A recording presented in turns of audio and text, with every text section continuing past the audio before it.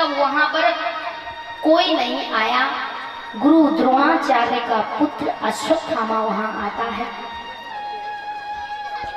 अश्वत्थामा दुर्योधन का मित्र है, बहुत अच्छा। अश्वत्थामा ने पहले ही कहा था कि तुम मुझे अपनी सेना का सेनापति बना दो, तुम्हारी विजय निश्चित होगी। लेकिन दुर्योधन ने अपनी सेना का सेनापति नहीं बनाया, कर्ण को बनाया। मुझे बना दो ना अपनी सेना का सेनापति, दुर्योधन ने नहीं बनाया। आज अश्वत्थामा दुर्योधन से घायल अवस्था में मिलने आता है। अश्वत्थामा ने आकर कहा, देखो मैंने कहा था ना मित्र कि मुझे अपना सेनापति बना लो, तुमने मुझे अपना सेनापति नहीं बनाया, इसीलिए तुम्हारी हार हो गई। अगर तुम मुझे अपना सेनापति बना लेते तो तुम्हारी विजय निश्चित होती। दुर्योधन ने कहा, अभी भी कुछ नहीं बिगड़ा है, लो मैं अपने रक्त से तुम्हें टीका लगाता हूँ, तिलक करता हूँ, जाओ मैंने तुम्हें अपनी सेना का सेनापति बनाया। अश्वत्थामा कहता है, अब तुम्हारी सेना है ही नहीं, कोई नहीं बचा है, तुम भी अपनी अंतिम सांसें ले रहे हो, अब मैं किससे युद्ध करूंगा। दुर्योधन ने कहा, अपने आप को मेरा मित्र कहते हो ना? अश्वत्थामा कहता है, हाँ। अगर मेरे मित्र हो तो मेरा एक काम करो, मित्रता निभाओ, मेरी अंतिम इच्छा पूरी करो। अश्वत्थामा ने कहा, कहो तुम्हारी अंतिम इच्छा क्या है, मैं तुम्हारी अंतिम इच्छा अवश्य पूरी करूंगा, बताओ। दुर्योधन ने कहा, मेरी अंतिम इच्छा यही है, कुछ नहीं चाहता, मैं सिर्फ पांडवों के कटे हुए सिर मांगता हूं, पांचों के। अश्वत्थामा ने कहा, ये तो बहुत सरल सी बात है, मैं अभी लेके आऊंगा। दुर्योधन बोला, जिस सरल से कार्य के लिए इतना बड़ा महाभारत का युद्ध हो गया, हम 100 भाई भी मारे गए, आज मैं भी मरने वाला हूं।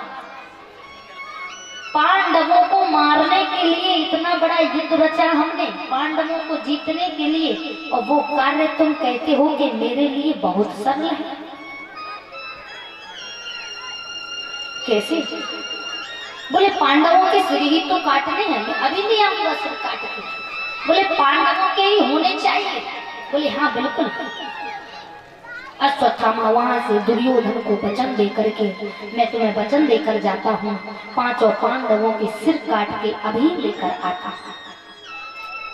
भगवान श्री कृष्ण को मालूम है कि दुर्योधन अभी मरा नहीं है, और जब तक ये मरा नहीं है तब तक षड्यंत्र ही षड्यंत्र है, लड़ाई ही लड़ाई है, क्योंकि ये अभी मरा नहीं है, कोई भी षड्यंत्र रच सकता है। तो भगवान ने पांडवों को अलग अलग शिविर में नहीं किया, अपने साथ एक शिविर में सुला लिया भगवान ने। द्रौपदी अलग शिविर में सो रही है। द्रौपदी के 5 पुत्र हैं, जिन्होंने संसार को अभी देखा ही नहीं है कि संसार क्या है, वो एक अलग शिविर में सो रहे हैं। अश्वत्थामा आता है दुर्योधन को वचन देकर के, देखता है कि कहीं कुछ दिखाई नहीं दिया उसे, तो द्रौपदी के जो 5 पुत्र थे, 5 पुत्रों के शिविर में प्रवेश कर जाता है।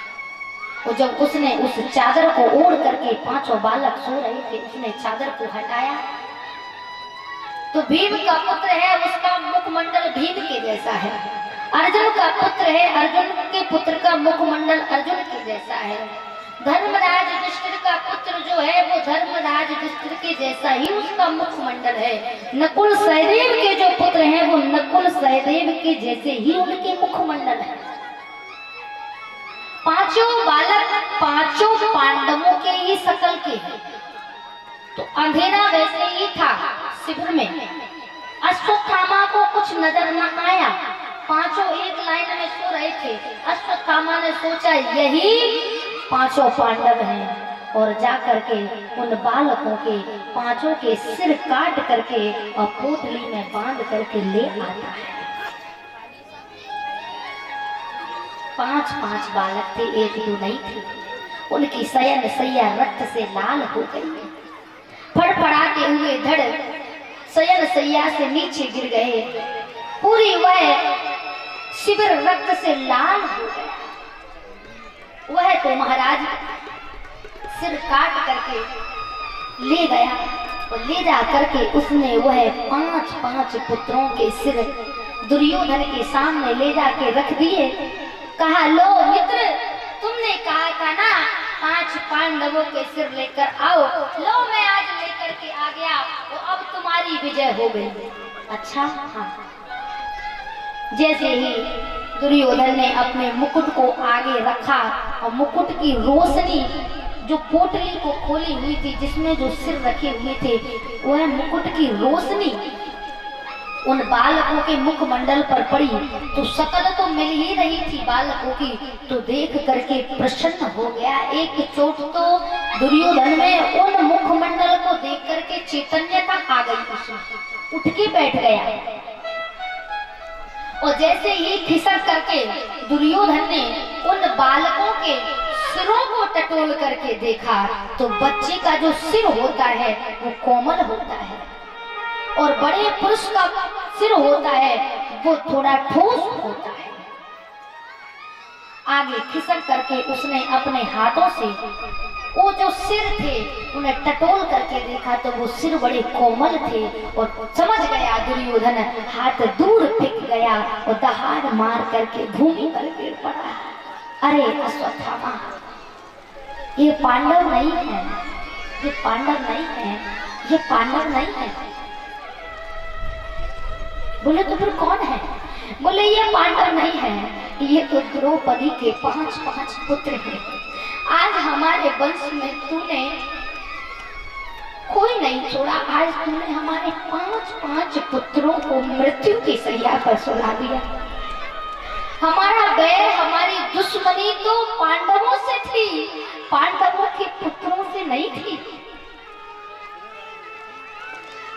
जब उन पुत्रों को देखा, देख करके हृदय में बहुत पीड़ा हो गई, आंखों में अश्रु भर के दहाड़ मार करके आज दुर्योधन ने अपने प्राणों का त्याग कर दिया।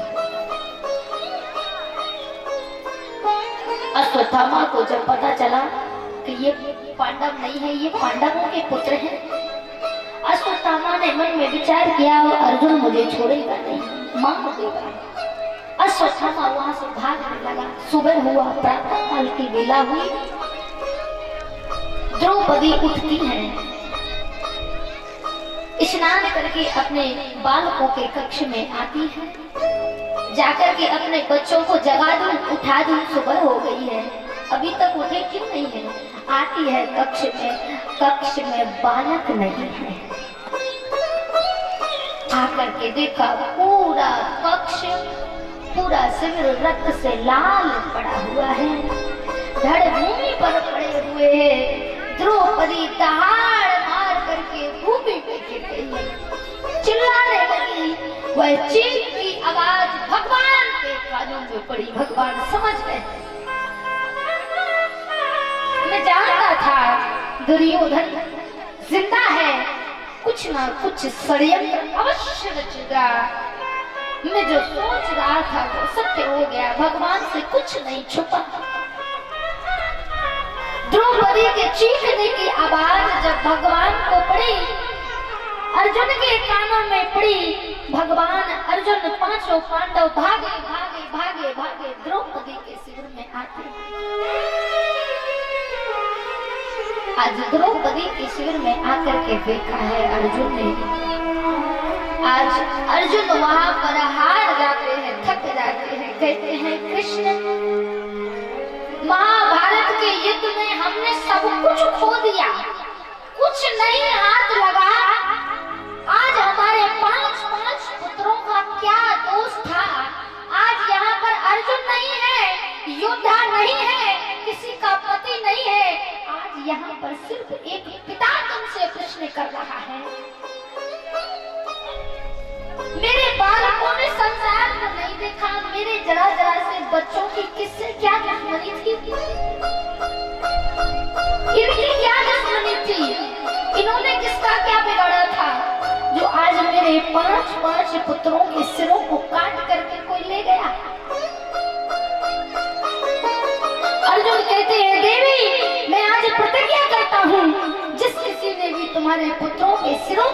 है मैं उसे मृत्यु दंड दूंगा, तुम्हारे सामने लेकर आऊंगा, तुम जो दंड दोगी उसे वही दंड दिया जाएगा। भगवान की आंखों में भी अश्रु आ जाते हैं। द्रौपदी को अपने हृदय से लगा लेते हैं, कहते हैं चिंता मत कर बहन, जब तक तेरा भाई जीवित है तेरे इस संकट को भी उबार देगा। द्रौपदी को सांत्वना दिलाते हैं। सब वहां पर आ जाते हैं। 5 पुत्र हैं, एक होता दो होता तो चल जाता। माँ का हृदय है, पत्नी भूल जाती है, भाई भूल जाता है, बच्चे भूल जाते हैं, परिवार भूल जाता है, पिता भी भूल जाता है, लेकिन माँ एक ऐसी है, उसकी संतान चाहे उससे कितनी भी दूर क्यों ना हो जाए, भगवान के पास क्यों ना चली जाए, लेकिन माँ का हृदय अपनी संतान के लिए अंतिम सांस तक बिलखता रहता है। वो रोती रहती है, वो बिलखती रहती है। माँ अपनी संतान को कभी नहीं भूल पाती। उसकी पीड़ा, उसकी वेदना उसको सताती रहती है। हर समय वो उसकी याद करती रहती है, उसके लिए रोती रहती है। आज भगवान और अर्जुन